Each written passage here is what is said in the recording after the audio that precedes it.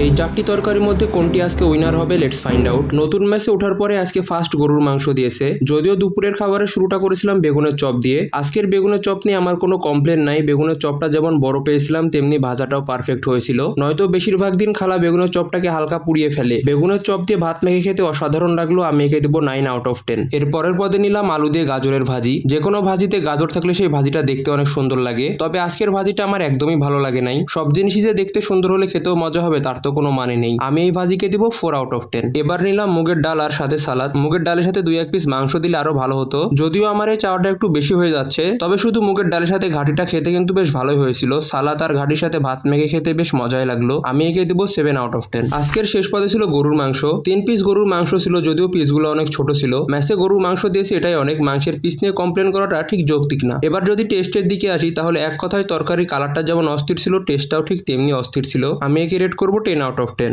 আজকের এই 4 রকমের তরকারির মধ্যে উইনার হলো অবভিয়াসলি গরুর মাংস। আজকের মতো আল্লাহ হাফেজ।